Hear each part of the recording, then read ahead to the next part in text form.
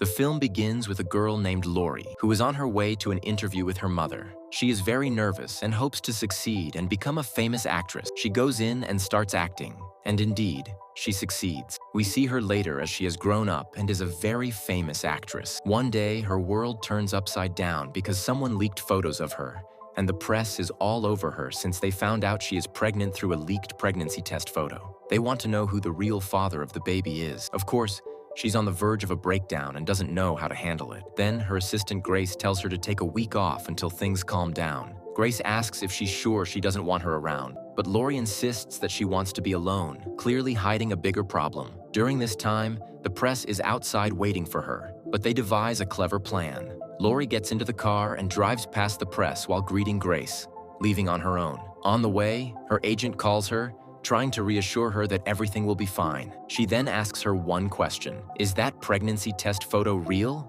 Are you really pregnant?" Lori replies, "What's the big deal?" Andrea is shocked and responds, "What do you mean it will affect your image with the audience now?" Lori gets angry and retorts, "You and the audience." After reaching the house, it is completely isolated from the world. She sits down to drink a glass of something that forgets people's worries and starts exploring the house with her dog, Georgie. The surprise is that the house has hidden cameras, and we see someone monitoring her from a mobile phone while she reminisces about what happened. We learn that she was acting with someone named Peter, and after they finished shooting, the devil entered the scene and swore he wouldn't leave until he left a mark. She was bothered by what was happening and tried to sleep, but when Peter called her, he told her, "Listen, you're the love of my life, but this pregnancy has to end." She was shocked and told him she wouldn't do that. He was afraid someone would find out because he was married with children and asked her where she was, but she refused to tell him anything and hung up. He got angry and didn't know how to react. At that moment, he was with someone named Croft, who told him, "Just do what I say and I'll take care of it." Everyone knew what happened, and they would say that after the scandal, she decided to spare people and herself. Of course, Peter was scared of being exposed with her, so he agreed. On the other hand, we see the person watching Lauren, whose name is Marcus. He was with Madron and their friend Merge, and their financial situation was dire, so they needed money. Darren asked Marcus if he had a lead on Lauren's house to rob it, but Marcus replied no. He spent the whole night enjoying watching her.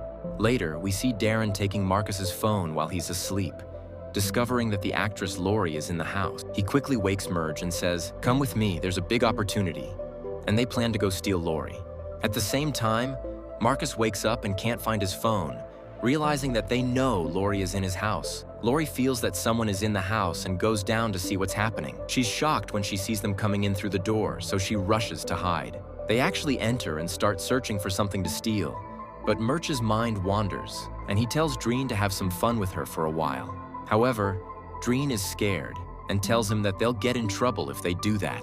Lori, who is hiding and terrified, asks them from behind the door what they want. Merch tries to open the door, but Dreen stops him, saying that it wasn't part of the plan and they didn't agree on that. Marcus comes in and gets into a fight with them. By mistake, he accidentally pulls the trigger and a shot goes off into the wall. Lori becomes even more terrified and keeps telling them that she won't say anything to anyone, that they can take whatever they want and leave, and she won't speak or open her mouth. However, Merch has lost control and is determined to get to her. When they try to stop him and take the weapon from him, a shot hits Marcus. He argues with Dreen because of his foolishness, and Marcus keeps crying and telling them he doesn't want to die, begging them to take him to the hospital quickly. But Dreen is crying and says he doesn't want to go back to prison again, so unfortunately, he tells Merch to finish him off to end his suffering.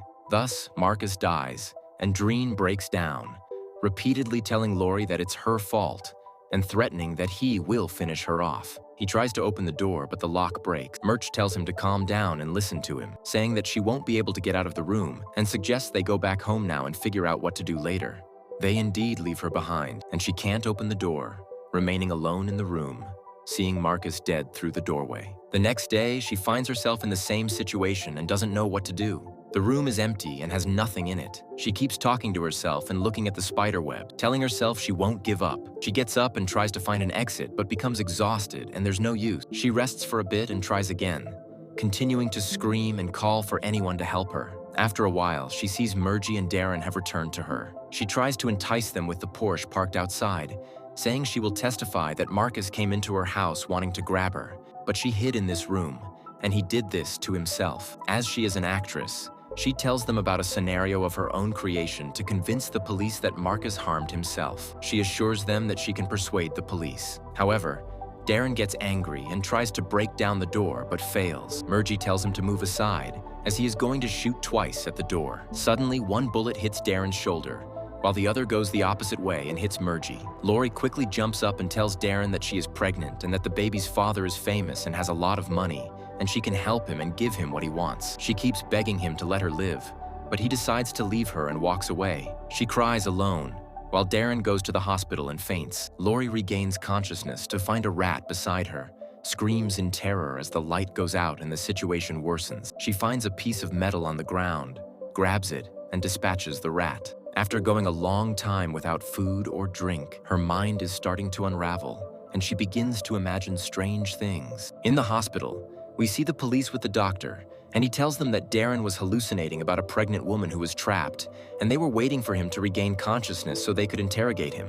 Meanwhile, Lori finds that a pipe is dripping, and she tries to stand under it to drink.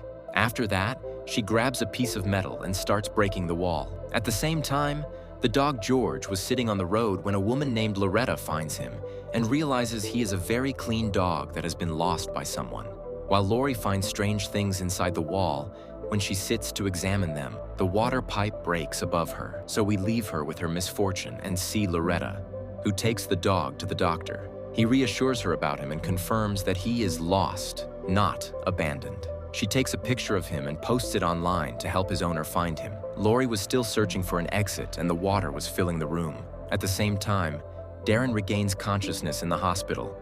Discovering he is handcuffed, he starts shouting and calling for the nurse. Loretta was at work but receives many messages, so she goes to the bathroom, pulls out her phone, and learns that George belongs to a woman named Lauren. Croft calls her to find out where the dog is, telling her he is a private investigator, but she refuses to tell him. However, he knows her location and decides to go to her. Meanwhile, the police are interrogating Darren, asking him about his nephew, saying that people have reported he has been missing for 2 days. Darren claims he knows nothing about him. When they question him about his injury, he says he was angry and shot a lock. They were surprised and told him they saw the lock was intact, and they also noticed blood on his shirt in his apartment. He tells them he is tired and will not speak until his lawyer arrives, so they leave him and go. Croft arrives at the clinic where the dog was photographed and asks the doctor about him. The doctor says he doesn't know anything about it and that Loretta always brings him all the injured animals she finds in the street to treat them. Croft gives him money and says that when Loretta comes to him again, he should let him know. At that time, the water was rising at Lori's and she wasn't giving up. She was trying to escape from the room and called Dr. Loretta to inform her about what happened, assuring her that the dog was safe, but he was worried about the man who had come. So she went to get the dog.